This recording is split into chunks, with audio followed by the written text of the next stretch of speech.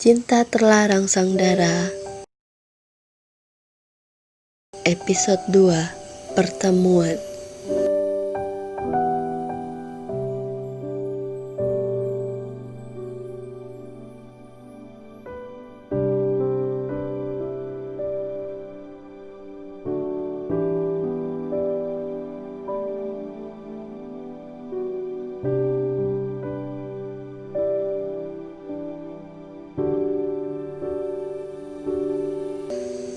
Prof. Dara. Pewawancara Mutia. Penulis. Panggil saja namaku Dara. Tidak ada yang istimewa yang dapat aku ceritakan tentang kehidupanku. Dan oleh sebab itu, biarkan setiap lembar di episode novel ini yang akan lebih rinci menceritakan kisahku. Pertama-tama, aku ingin semua tahu bahwa Kiki adalah sahabatku mulai dari kami kelas 1 SMP hingga saat ini sudah mau lulus SMA. Jadi kurang lebih sudah 5 tahun kami berteman dengan baik. Dia itu sangat pengertian, periang, pintar, dan kalau bicara sangat bijaksana. Pokoknya dia tidak pernah membuat orang di sekitar akan merasa bosan saat bersamanya. Tetapi walaupun dia sangat menyenangkan seperti itu, ada satu hal yang aku heran sama dia, yaitu sampai saat ini dia belum pernah pacaran, bahkan sekedar PDKT pun belum pernah sama sekali. Mutia, apa Kiki maaf sebelumnya nih jelek? Bukan karena wajahnya jelek atau bahkan punya kekurangan lainnya. Malahan Kiki sahabatku ini termasuk di dalam 5 gadis cantik di sekolah. Banyak cowok-cowok yang naksir sama dia, tetapi sampai saat ini belum ada satupun yang berhasil mendekatinya. Mutia, kalau begitu apa Kiki sombong dan terlalu pemilihan? Bukan juga, dia sama sekali tidak begitu. Dia sangat baik kepada semua orang. Bahkan karena pembawaannya yang ramah dan netral, Kiki selalu menolak cowok dengan alasan yang tidak pernah menyinggung perasaan mereka. Makanya walaupun banyak cowok yang dia tolak, tetapi mereka tetap saling berteguran dan malahan masih ada yang sering menggodanya. Mutia, kalau begitu apa alasannya? Sayangnya untuk alasan kenapa dia belum mau pacaran, dia tidak pernah mau terbuka dengan siapapun, termasuk kepadaku, bahkan kepada orang tuanya. Dan aku benar-benar tidak tahu kenapa dia kayak gitu. Karena setiap ditanya, dia hanya akan menjawab, aku bukannya gak mau pacaran, cuma belum ketemu sama orang yang cocok. Ya gitu deh, selalu itu aja jawabannya. Padahal ya, cowok-cowok di sekolah kami ini kurang apanya lagi. Coba bayangkan, mulai dari yang ganteng, yang gagah, yang tajir melintir, bahkan ada juga yang super lengkap. Mutia, super lengkap? Itu maksudnya apa, Dara? Jadi, ada beberapa cowok di sekolah kami ini yang selain wajahnya tampan, penampilannya keren dan kaya raya, mereka juga adalah pewaris tunggal dari perusahaan keluarganya. Mutia, oh, saya aja mau dapat yang ganteng dan kaya udah susah banget. Kok ini malah ditolak sama Kiki sih? Mencurigakan. Nah itu tuh gara-gara selalu menolak cowok, sampai-sampai tidak sedikit orang yang mungkin aja merasa iri sama dia. Sering ada yang nyebar-nyebarin omongan yang bukan-bukan, Misalnya ada yang bilang Kiki itu cewek aneh, cewek tidak normal, kayak lesbi gitu, dan dugaan lainnya yang tidak enak didengar. Tapi karena demi menjaga tali persahabatan kami, aku tidak pernah lagi peduli ataupun mengungkit-ungkit masalah dia mau pacaran atau tidak. Aku pikir mungkin dia memang belum siap atau belum mau menjalin hubungan dengan seorang pria.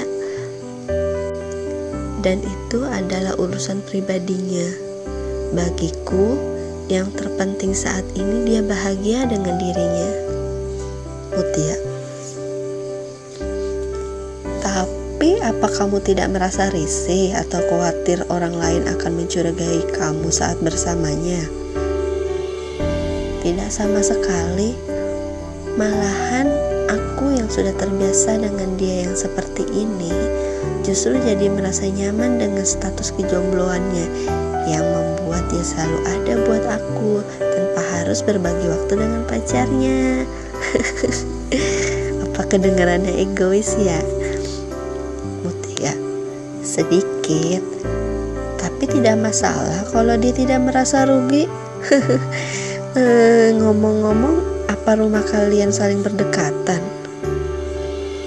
Tidak, malahan sama bersahabat dengannya, Kiki baru beberapa kali main ke rumahku. Dan itu pun kalau lagi ada sesuatu yang mendesak.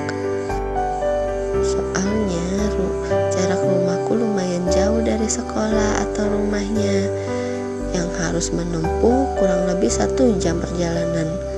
Itu pun perjalanan yang sudah menggunakan kendaraan loh. Sedangkan jarak rumah Kiki hanya sekitar 100 meter saja dari sekolah. Jadi malahan aku yang lebih sering mampir ke rumahnya. Bahkan hampir setiap hari, setiap pulang sekolah. Mutia, hampir setiap hari. Loh, kenapa? Apa orang di rumahmu tidak mencari kalau kamu tidak langsung pulang? Justru orang di rumah sudah hafal kebiasaanku yang jarang langsung pulang ke rumah. Soalnya di rumahku selalu sepi, tidak ada orang. Papaku kerja di luar kota dan pulangnya tidak tentu. Bahkan sering sampai lebih dari sebulan baru pulang. Itu pun pas ada momen penting, misalnya ada yang lagi ulang tahun atau pas lagi hari besar lainnya. Bahkan sudah 2 bulan ini nih, malahan belum ada pulang sama sekali. Mutia, oh gitu. Kalau ibumu kemana? Apa dia tidak marah dengan kebiasaan mampirmu itu, Dara? Kalau mamaku, dia itu sangat pengertian, lemah lembut, bahkan hampir tidak pernah marah. Tapi sayangnya dia selalu sibuk dengan toko kuenya yang dia buka sejak 6 tahun lalu. Tepatnya saat aku baru duduk di bangku SMP. Aku masih sangat ingat saat papa membelikan mama ruko di pinggir jalan yang dekat rumah kami tuh. Katanya sih hadiah ulang tahun pernikahan mereka yang ke-15. Mutia, ke-15. Kalau boleh tahu umurmu sekarang berapa? Kok 6 tahun lalu ulang tahun yang sudah ke-15? Umurku sekarang jalan 18 tahun. Jadi dulu itu saat mereka sudah menikah, aku agak lama baru hadir. Ya papa kan jarang pulang. What? Kamu terlihat polos tapi paham ya?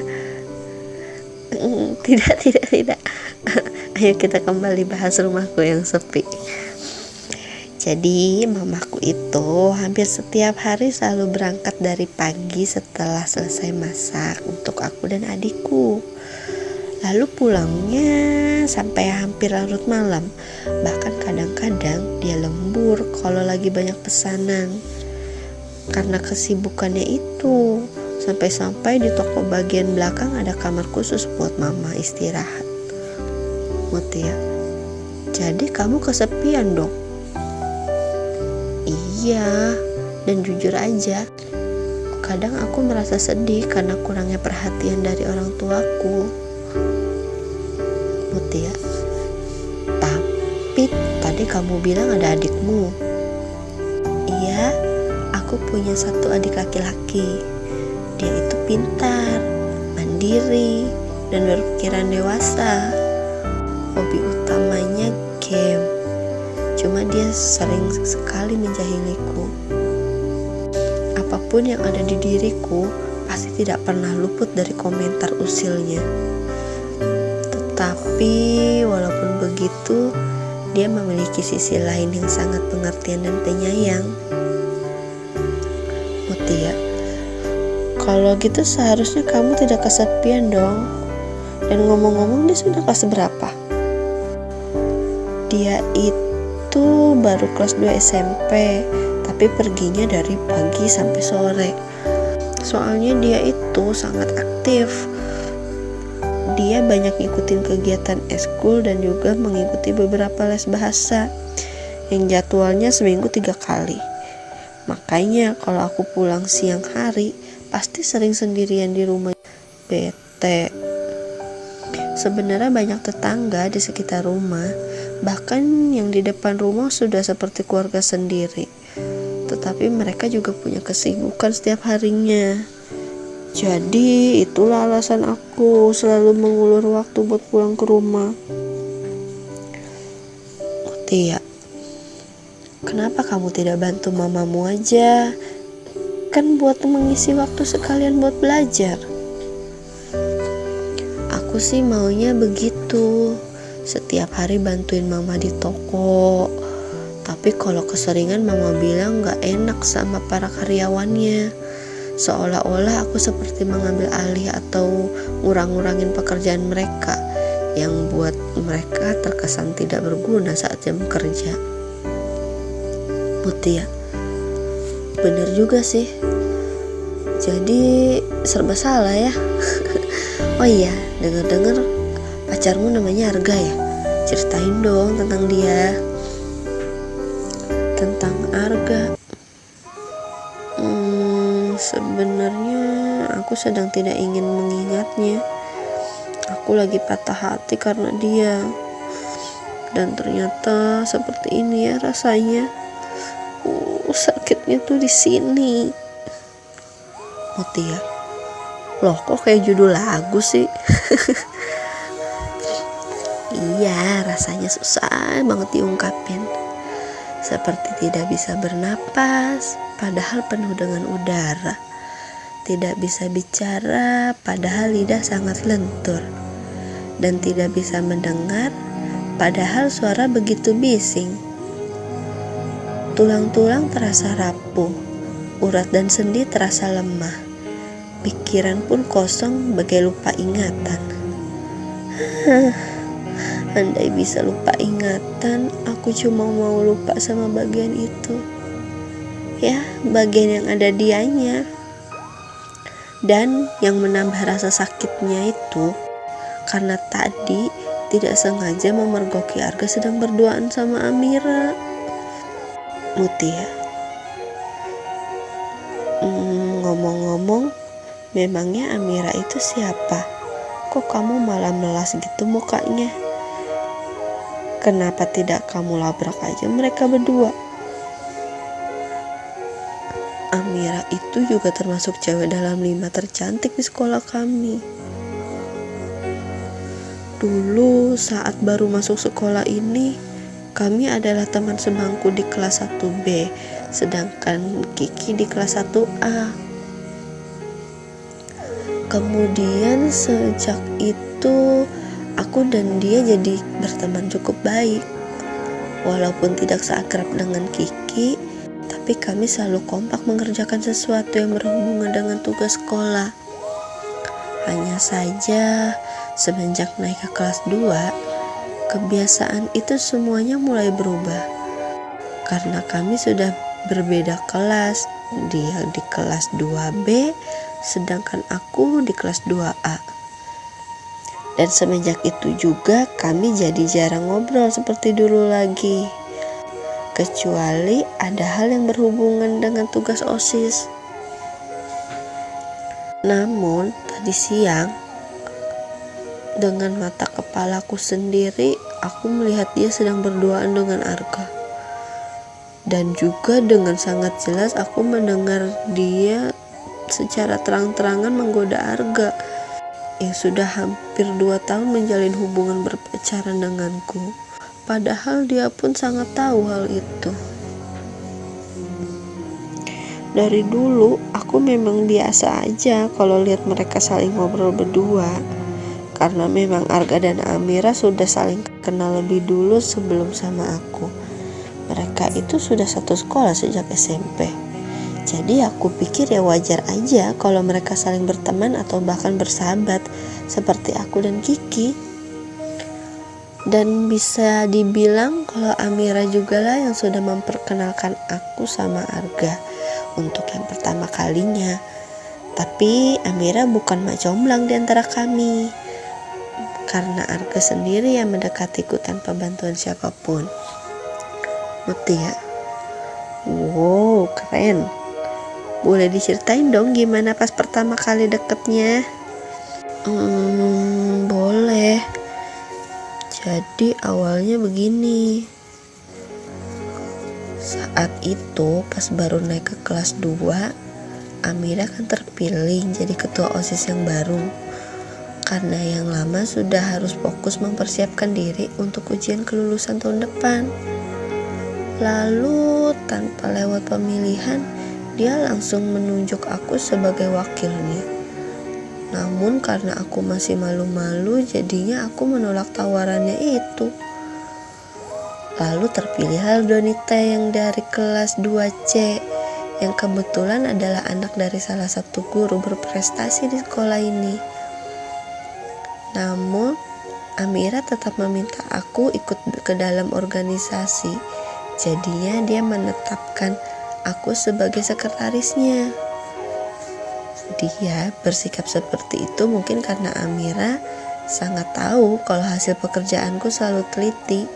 Jadinya dia tetap memaksa aku untuk ikut sebagai anggotanya.